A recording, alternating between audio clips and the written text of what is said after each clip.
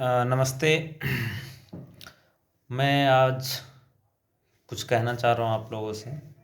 जिनका उम्र 16 साल या 17 साल आज से 4 साल पहले होगा, उन युवाओं को बताना चाहता हूँ, आप अपने हक के लिए लड़े ना, आपका उम्र सीमा समाप्त हो गया। मैं मुद्दा ये उठाना चाह रहा हूँ, आप लोग को ये बताना चाह रहा हूँ कि हर इंसान का एक सपना होता है और सबसे बड़ा सपना होता है उन गरीब के माँ बाप का, जो गरीब हैं। उन माता पिताओं का सपना होता है कि मेरा बेटा कुछ करे, कुछ छोटी मोटी नौकरी करे, कुछ कमाए, ताकि मेरा घर परिवार सही से चल जाए। तो मैं ये बताना चाह रहा हूँ कि जिनका उम्र सीमा 17 साल आज से 5 साल पहले होगा, अगर वो बच्चे आर्मी में जाना चाहते, सीआरपी में जाना चाहते, बीएसएफ में जाना चाहते, सैनिक और सैनिक बलों में, और ये सरकार जो निकम्मी सरकार है, जो गुमराह सरकार है, उन्होंने कोई आर्मी का रैली नहीं निकाला, कोई बहाली नहीं निकाला, उनका उम्र सीमा तो समाप्त हो गया।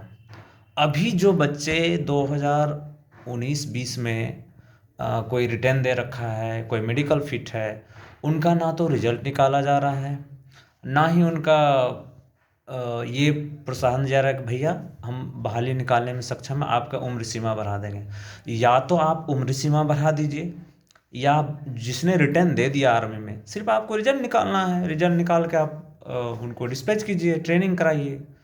ये तो सरासरी नाइंसाफ़ी है।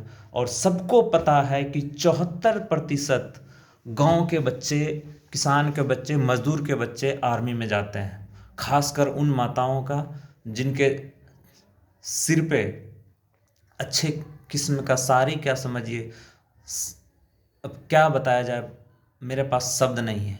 उन माताओं का सपना होता है कि मेरा बेटा फौज में जाए, रेलवे में जाए, एक छोटा मोटा कर्मचारी कर ले, ताकि मेरे ऊपर जो भार है, जो घर का रोजी रोटी, वो चलना शुरू हो जाए। और जो आर्मी में जा रहे हैं, सिर्फ पैसे के लिए नहीं जा रहे हैं, उनका सपना होता है कि मैं युवा हूँ, देश सेवा में करूँ। और दूसरा नौकरी के बदले में एक कम उम्र में देश सेवा के साथ साथ पेट सेवा भी हो जाता है। और ये इसलिए कह रहा हूँ कि ये निकम्मी सरकार भारतीय सेना की बहाली रोक के रखा है। क्या चाहता है पता नहीं, भगवान जाने। आपने देखा होगा, ये मैं इसलिए बता रहा हूँ कि आप लोग जागिए, जागिए, इसलिए बोल रहा हूँ कि आप देखे होंगे 96, 94, 98 में जब सरकार कोई गलत काम करते थे, तो जो मेरे हम उम्र होंगे, जिनका 30-32 साल 35 साल उम्र होगा, उनसे भी बात कर सकते हैं, या जो मेरे से बुजुर्ग हैं या जो मेरे से छोटे हैं, उन्होंने सुना होगा, देखा होगा कि पहले सरकार कुछ भी गलत काम करते थे तो उसके लिए उनको रेल जाम, चक्का जाम होता था, रोड जाम होता था, और सरकार को सुननी पड़ता, और पहले की सरकार सुनती थी।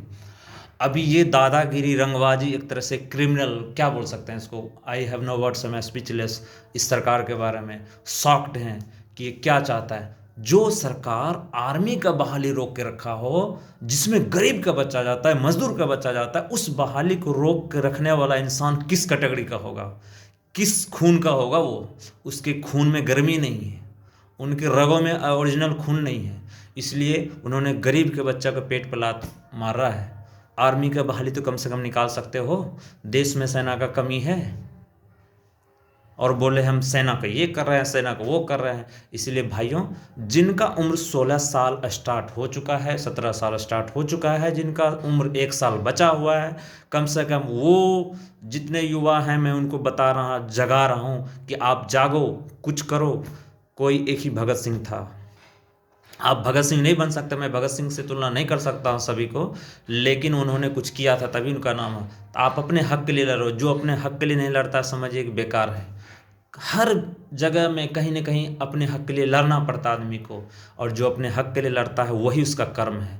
और आपका कर्म है, जिसका 16 साल उम्र है, 16 साल से 22 साल तक के युवाओं का कर्म है कि अपने हक के लिए लड़ो, अपने नौकरी के लिए लड़ो, अपने पेट के लिए लड़ो। और जो अपने पेट के लिए लड़ता है वो किसी के लिए भी लड़ सकता है, वो देश के लिए भी लड़ सकता है। जय हिंद।